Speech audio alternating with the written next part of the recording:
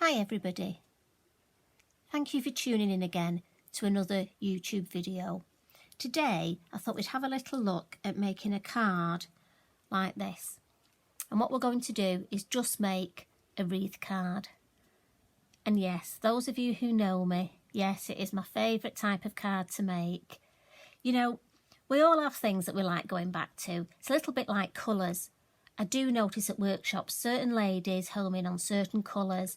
It's quite funny, we just get drawn to things, don't we? It's a little bit like if you're a shoe person or a handbag person or scarves, somebody who can't walk past scarves. Sometimes things are just in us and we just like to do it.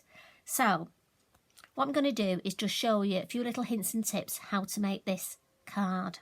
So we're going to start off, and yes, sorry, I know Fee, I keep saying the word so. I must try and find something else instead. Right. We're going to start a piece of multifarious card. Now, because I'm going to start stamping, I'm just going to get some copy of paper to put underneath. As you know, I just feel for me, it helps with my stamping. The table I've got, it just gives it a little bit more give. If you have problems with stamping, do try to just add some copy of paper or a magazine, a stamping mat under. You know, it may help, it may not, but for me, anything that helps, it's worth a try. Going to start off using the Willow Arch. I'm going to use the Chianti ink pad to stamp this up. Remember, nice light tapping. And what I'm aiming to do is stamp my arch, and I'm going to go right in front of me.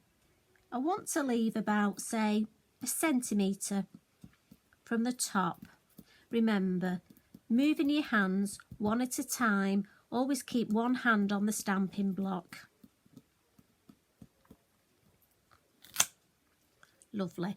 Because this is an outline stamp, we don't have to hold the stamp in place quite as much as we do with a silhouette stamp. Right. Bit more ink, and I've turned, just bring my trusty Inky Binky into play. I've turned my card, my paper round, and I'm just going to stamp opposite. Really, I want to try and line it up, so I'm aiming for about 1 centimetre from the top, and if I can line these two up, it will be a bonus. Obviously, I want to make the wreath, so I'm going to go for about there. Again, moving. And there we go, so that's given us two opposites.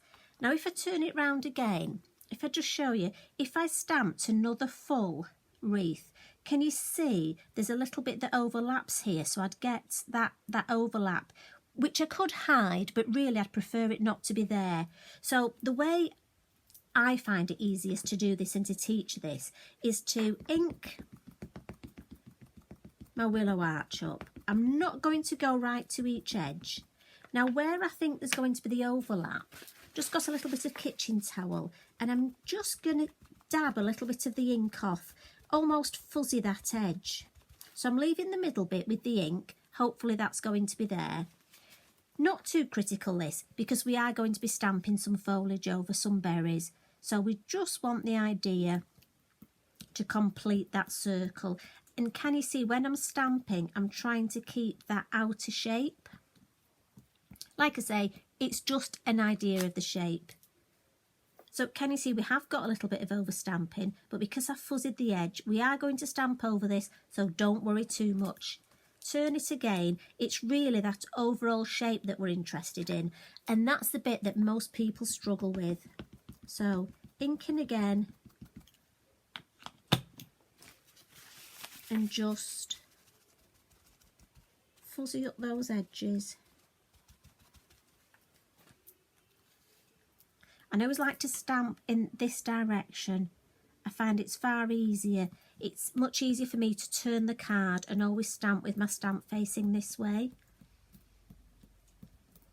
Again, that's just the way I like to do it. You know, if it works well for you another way, by all means do it that way. There we go. So for me, that's given me the actual shape that I wanted. I'm just going to block that a little. Right, we'll put that stamp out of the way. So the next little bit is I want to stamp our fairy on it, and this is Una. She's a lovely new fairy from Lavinia, all hand drawn by Tracy, which is lovely. I do like to associate myself with stamp companies that do their own hand drawn images. So we'll ink her up. Now again, I want to try and place her so she's actually, let me just have a look. Do you know what? I think the fact that it is quite a nice shape, I don't think it matters which way I have it. Right, we'll go for this, and let's just stamp her so she looks like she's got a hand on that, feet on there. Yeah, we'll go for that. Now I'm going to hold her down for a few minutes longer, as I say, just to give that ink, and I've inked her up in black.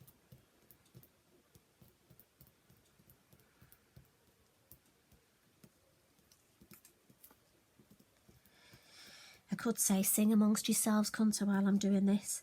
And sorry, I've noticed that while I press down on the table, the camera does wobble a little. I'm so sorry. Let's lift her off. There we go. How beautiful is that? So, can you see I tried to get it so that it looks like her feet and her little hands, so she's just touching like she's climbing up the willow branches. What we're going to do now is add all this beautiful foliage, and this is just one little berry stamp here, and for this I'm going to use two colours of the colour box, the mustard and the chocolate. And yes, when I've done this, all this talk of chocolate, I will have to go and get some, maybe coffee, chocolate biscuit time. When I ink this stamp up, if you notice, it's got quite, if I just do it on my copy paper so you can see. Can you see that? It's got quite a long stem. I don't necessarily want a long stem. So what I try and do is when I'm inking it up, I use the corner of the ink pad, if that makes sense. So I actually get more the berries and not so much of this long stem, just because I don't particularly want the long stem peeping out too much on my wreath. I'm going to do this quite quickly because when you're loading these YouTube videos, it doesn't like it if they're too long. So what I would do first is just move the card round, and I'm just working in the middle. I just want to keep the shape of the middle bit of the wreath. Again, I find this just works well for me. We'll have a couple down there. Then I'm going to work on the outside of the wreath. So it doesn't matter where you start. Try and alter the direction that the berries are coming out of if you can a little. Now again, at home you would have longer than me, so you could think about this a little bit more. Those of you who come to my workshops know I don't exactly think about things a lot. We do tend to just go for it, and often, you know what, it works. Sometimes I think we can overthink and then we frighten ourselves. Now, if just a few in the middle. Again, I'm just using the corner. Then I'm going to come in with the chocolate. Just clean my stamp a little. Same thing, inking in the corner. Now I just want to have a nice blend. So you see here where it's a little bit, where it overstamped. Let's just add a few chocolate berries there.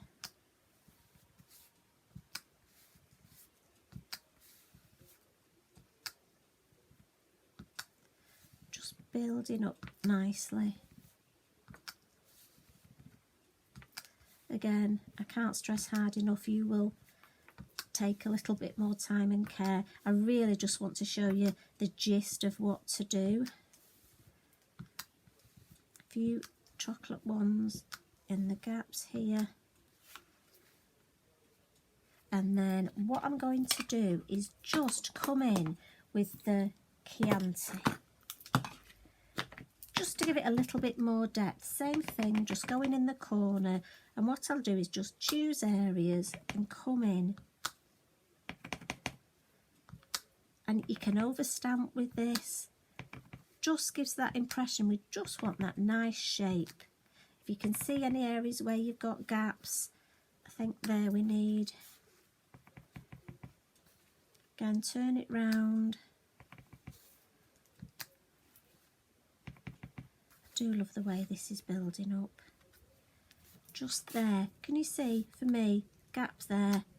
Pop that one in, oh, and there.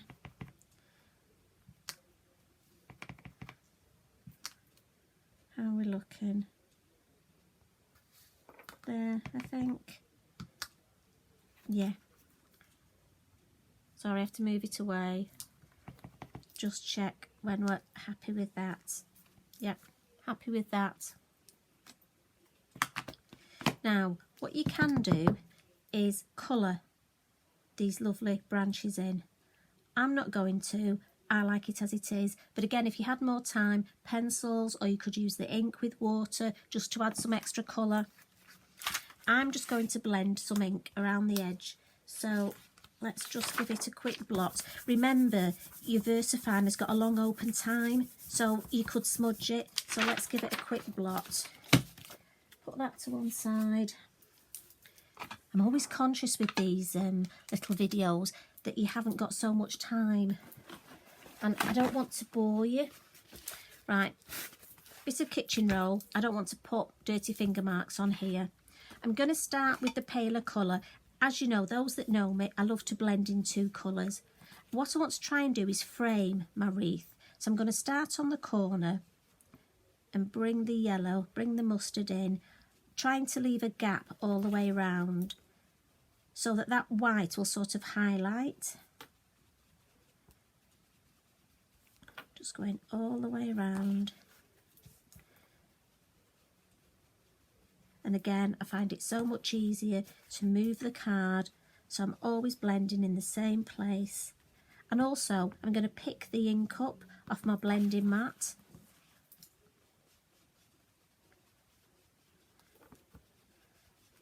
Again, trying to keep that white edge, so I've almost got a bit of a halo. Well, not on me, obviously, on the card. Oh, that'd be hilarious, wouldn't it? Did you hear that, Mum? Me with a halo. Right, in with the chocolate. Again, I'm just going to come in the edge, and this time I don't want it to come in as far. So I almost want to create an area where there's just the yellow.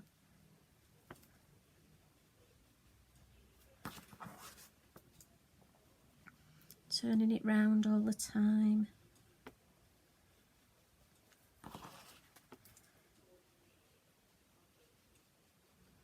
Down the side and into the last corner. Again, circular motions all the time. Just going to darken the corners. I do like the corners a little bit darker. I'll just deepen those up a little.